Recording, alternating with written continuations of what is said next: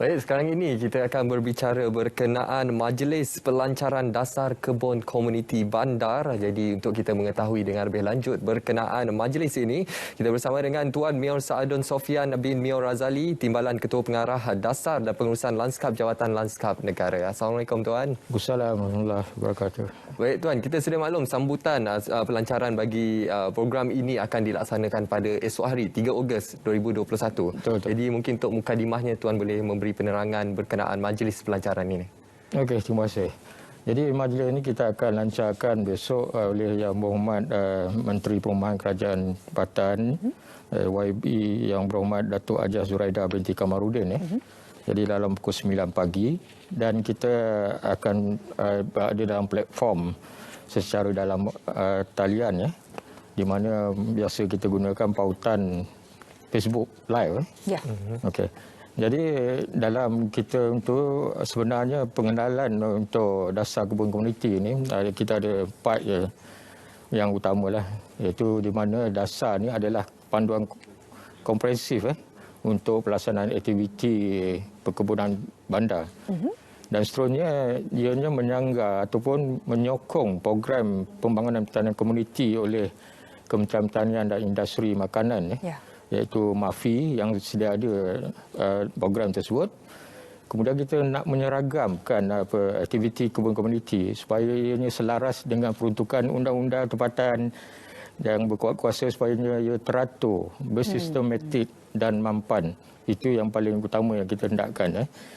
Dan seterusnya kita biasalah bila kita menyediakan kebun ni, dia ada yang boleh, ada yang tak boleh. Do and don'ts dia tu. Betul. Dalam pelaksanaan kebun komuniti tersebut. Jadi kebun komuniti ini sebenarnya sama ada kita membuat secara individu atau berkumpulan. Yang itu hasrat kita sebenarnya. Dan di samping itu juga kita memerlukan penglibatan yang paling utamanya dengan agensi kerajaan, dengan NGO, dengan orang yang berkemahiran dalam pertanian ni. Itu yang paling utama supaya kebun komuniti ini tidak terbiar, tidak terjaga, tidak diuruskan dengan sebaik-baiknya. Itu yang hasrat sebenarnya kita hendakkan. Dan uniknya dasar kebun komuniti ini kita ada bersekali dengan garis panduan yang ringkas. Jadi memudahkan sama ada di peringkat masyarakat untuk memahami dasar kebun komuniti tersebut. Jadi selain itu saya ingin gariskanlah matlamat utama dasar kebun komuniti iaitu utamanya kita nak membangunkan kebun komuniti ini secara sistematik, mampan di kawasan bandar. Kemudian kita nak mengupayakan supaya pembangunan ini kebun ni supaya isu perbandaran seperti kesesaran, kesesakan, pencemaran, keselamatan, kemerosotan dalam alam semula jadi, kekurangan kawasan hijau ni dapat ditangani. Jadi secara tak langsung juga cadangan kebun ni dia dapat mewujudkan ekosistem yang kondusif. Dan juga dari peringkat kementerian kita akan merangka dasar dan pendekatan yang komprehensif, inovatif serta berupaya mengekalkan kehijauan alam sekitar. Tuan, kalau kita boleh lihat visual yang dibawakan ini, kita juga ingin tahu bila Tuan sebut tentang do's and don'ts, apa yang boleh, apa yang tidak boleh itu. Niat untuk berkebun tu bagus, tapi kadang-kadang kawasan yang dipilih itu juga boleh menimbulkan persengketaan di kalangan residen. Jadi di mana masyarakat boleh dapatkan panduan apa yang boleh, apa yang tak boleh? Tadi macam saya jelaskan, dalam dasar kebun komuniti ini kita ada bersekalikan dengan garis-garis panduan itu. Jadi yang situ kita akan jelaskan apa-apa elemen yang ada, yang perlu ada dalam dasar tersebut dan yang perlu kita tak boleh buat dalam kebun komuniti itu. Supaya ada benda-benda elemen tu kadang-kadang memudaratkan ataupun memberi ganggu kepada penduduk sekitar tersebut. Itu yang kita hendakkan. Dan jelas. Ianya merupakan satu inisiatif yang sangat baik daripada pihak kerajaan, khususnya pihak KPKT sendiri, dan Majlis Pelancaran Dasar Kebun Komuniti Bandar esok hari sudah pasti menjadi satu tumpuan untuk kita semua dalam kita merealisasikan dasar kebun komuniti bandar ini. Jadi bagaimana dari segi pengisian untuk esoknya dan juga apa antara objektif utama yang menjadi perhatian oleh pihak KPKT? Okey, terima kasih. Jadi besok kita selain daripada ucapan pelancaran oleh Yang Berhormat Menteri, kita ada juga penjelasan berkenaan dokumen dasar kebun komuniti dan juga garis panduan yang ada dalam dasar tersebut. Dan kemudian kita akan teruti pula dengan sesi melestarikan kehidupan berkomuniti melalui kebun komuniti, di mana ahli-ahli panel dia tu agak hebat-hebat jugalah. Iaitu wakil daripada Kementerian Pertanian dan Industri Makanan. Kemudian pihak berkuasa tempatan Majlis Bandaraya Suruhanjaya, insya-Allah Datuk Bandar akan turut hadir sekali lah. Okey. Kemudian bahagian kesetaraan bandar di peringkat KPKT, dia punya setiausaha bahagian tersebut pun akan hadir sekali. Dan juga daripada NGO iaitu National Farming Association. Okey, sebelah petangnya kita akan pula ada pembentangan yang ini berkenaan meneroka inovasi teknologi dalam kebun komuniti. Dia ada beberapa daripada NGO iaitu daripada Thought for Food Foundation, Smart Farming, kemudian daripada Persatuan Lestari Alam, Sustainable Urban Farming, dan juga Koperasi Kebun Komuniti Selangor Berhad, dia semua komuniti, di mana dia akan menerangkan tentang hidroponik dan juga aquaponik. Kemudian SEEDS Malaysia, iaitu Food Garden dengan Food Forest. Kemudian komuniti P15 yang ini di Putrajaya, penempatan di Putrajaya, iaitu ini aktiviti sampingan, iaitu projek Madu Kelulut. Ramai yang berminat dengan Madu Kelulut. Kemudian Smart Farmability daripada Terrarium Boxes.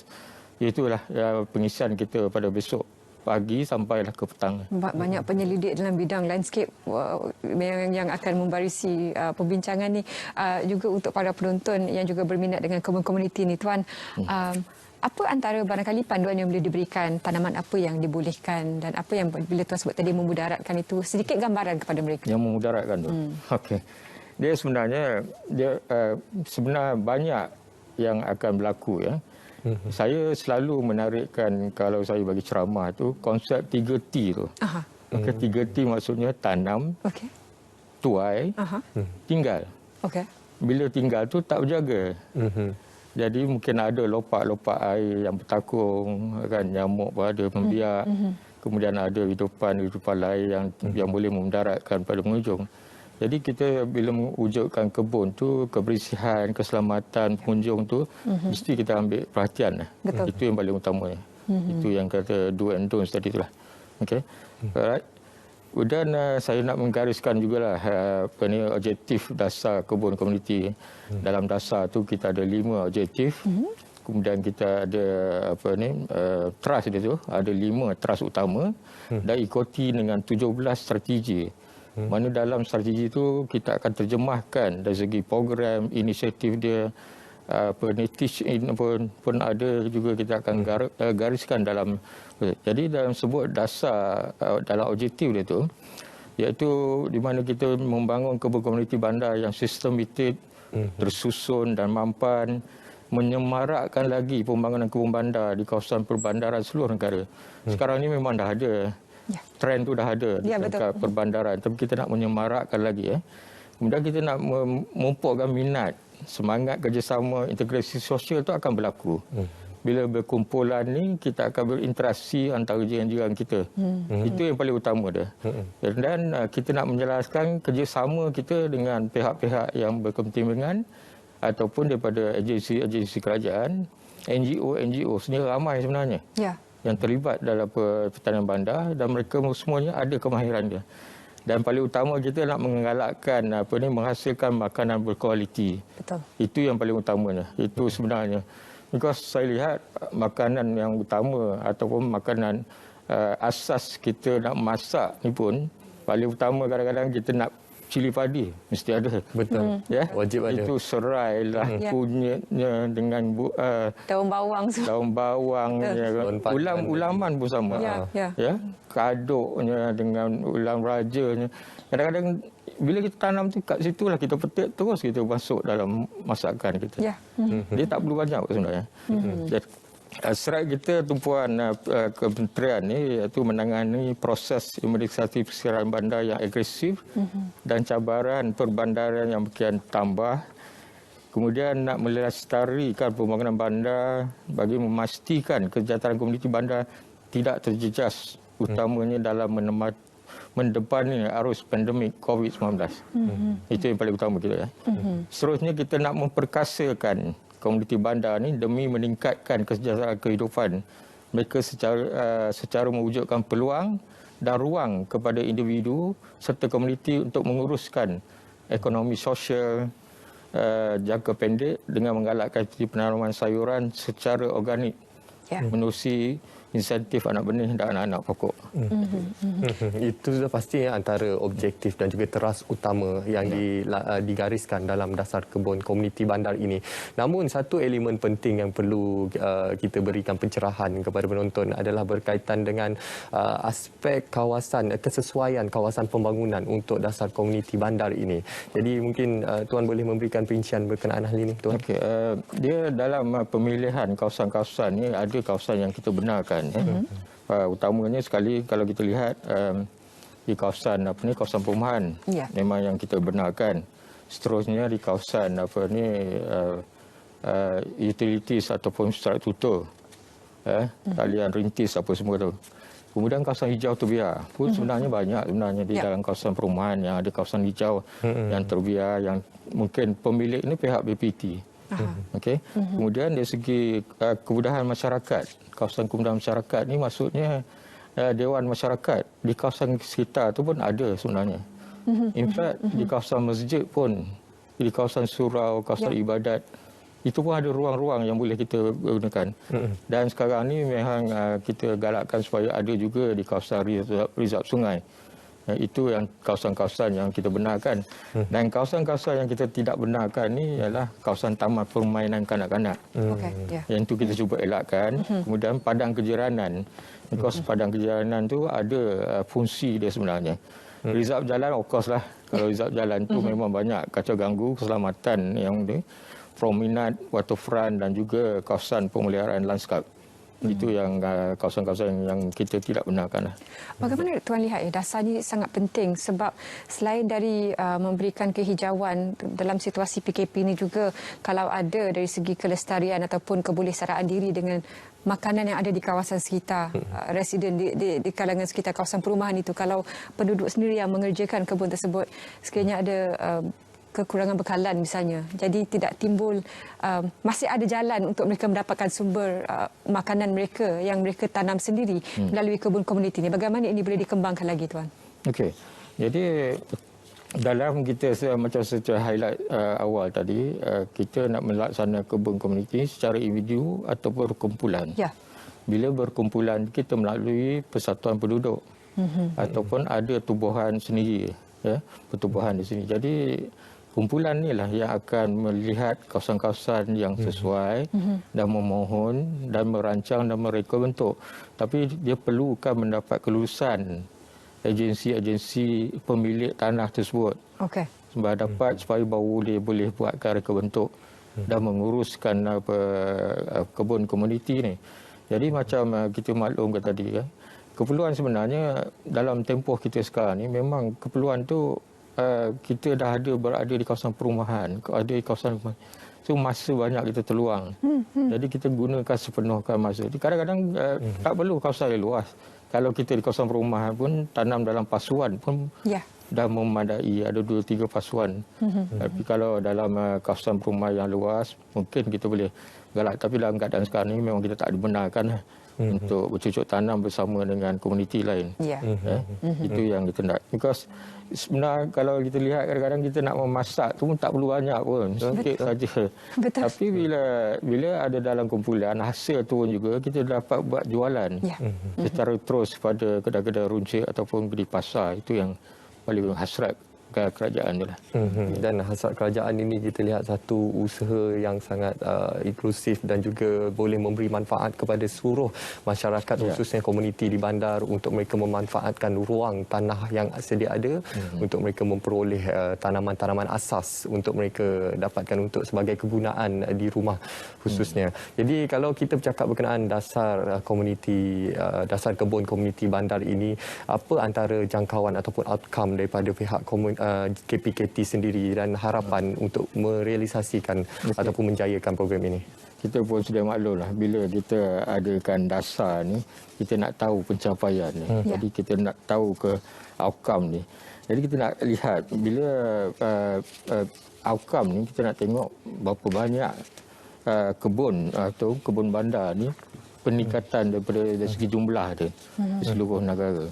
Ya, itu yang paling kita nakkan. Kemudian dari segi itu hasil penjualan pengeluaran kebun itu ada peningkatan hasil jualan itu. Kemudian yang kita macam saya maklum tadi, aktiviti integrasi sosial di kalangan kebun komuniti itu ada juga peningkatannya. Itu adalah 3 jangkaan outcome kita yang kita garapkan dalam hasrat untuk ni.